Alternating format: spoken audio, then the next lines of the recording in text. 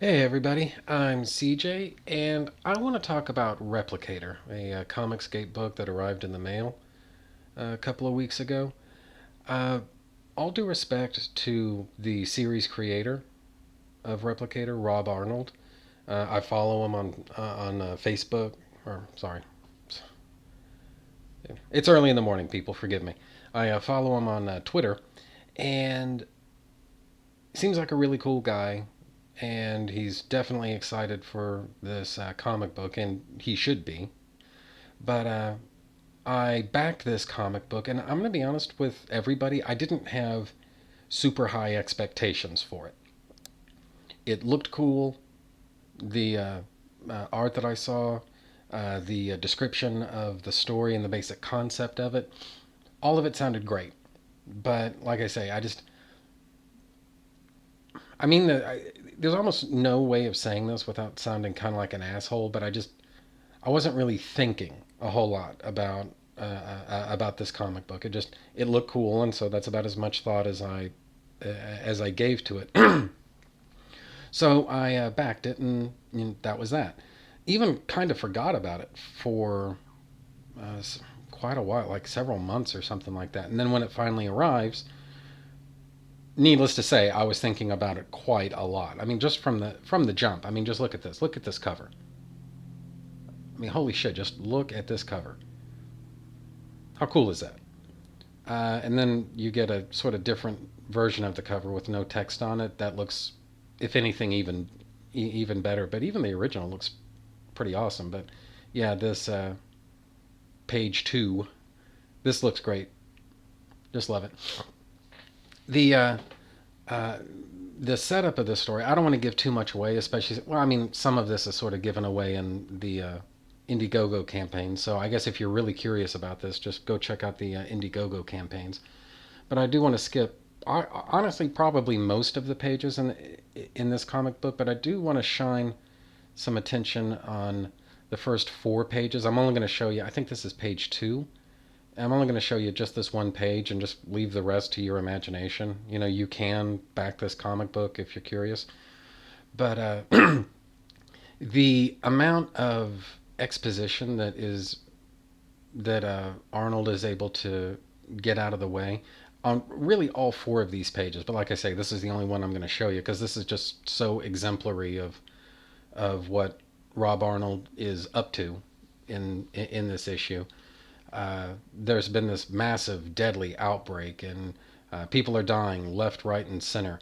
And he's able to basically explain everything that's happened and the measures that have been taken to counteract the outbreak and all this stuff, and what the governments of the world have done, what the British government has done, what the local news media are reporting on, how they're reporting it, all of this in just a few panels, right? And like I say, I mean, really, there's more to it than what I'm showing here, but since that's what this page is about, that's what I want to shine the attention on. The other pages deal with other expository type stuff, and they are just as efficient as this page. You get the flavor of everything that's going on. This is the backdrop that the story is taking place inside of, and the swiftness of this, just how elegant and smooth the setup is established. It's this there is a lot to be proud of just from a writing standpoint. But as you can see, this book, Replicator, Replicator number one, book one, it's got a lot more going for it than just the writing.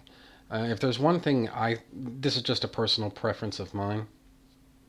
Everyone is entitled to their own opinion here, but personally, I've always thought that if there's one thing you can never have too much of in one comic book, it's action. Now, obviously, you have to balance action against story. I understand that.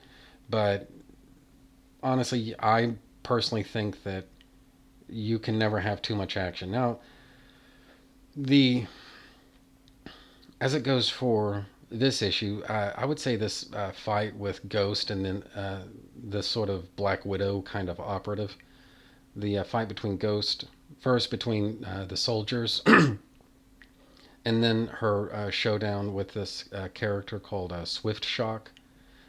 In terms of action, that's probably the centerpiece of this issue. I keep saying issue. Uh, Rob, if you're listening to this, please forgive me.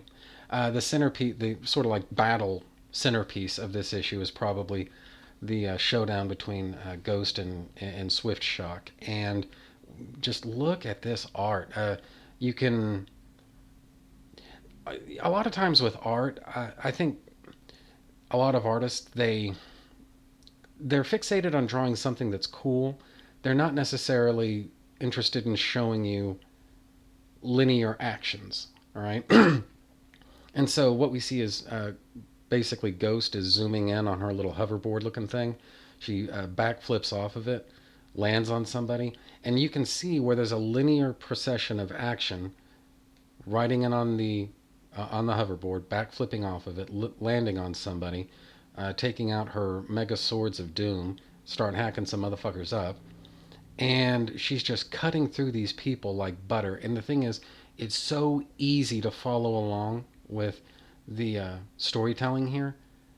Anybody can do it in terms of follow it, but not just anybody can write this way. Not just anybody can draw this way. You would be amazed how many artists out there, all due respect to them and their talent, how many artists don't necessarily think to make the movements this easy to follow. And so as a result, you can have a lot of kind of realistic dialogue of soldiers saying, "What the fuck?"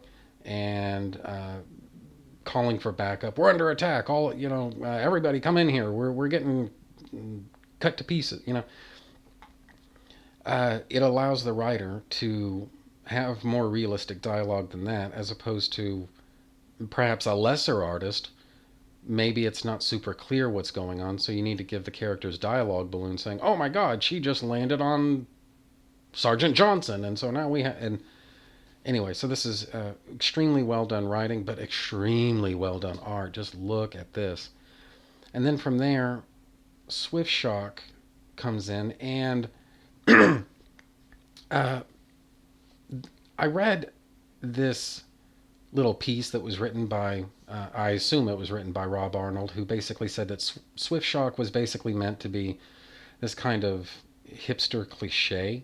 He's meant to be annoying. He's meant to be borderline ridiculous, almost like self parody in a way. And I don't know what it says about me. I didn't necessarily. I mean, it's not like I don't love the character or anything like that, but I don't know what it says about me. I didn't find him to be that exactly. But in any case, I can, with that in the background, I can kind of better see what Rob Arnold is going for here. And he's obviously deadly. He's extremely fast. And the past few pages were basically all about setting up how dangerous and deadly Ghost is. And so now Ghost is going up against Swift Shock, and how dangerous is he? And the answer to that is he's pretty fucking dangerous. And so I don't know. Maybe this is about as much of the comic book as I need to show. If you're interested in this, go ahead and back it. The If I'm not mistaken, the campaign for book 3 is underway right now, so you can go ahead and back that. And I think there's even there is a bundle option where you can get numbers 1, 2, and 3 all in all in one go. And I actually do recommend that you get that, because this is it's very.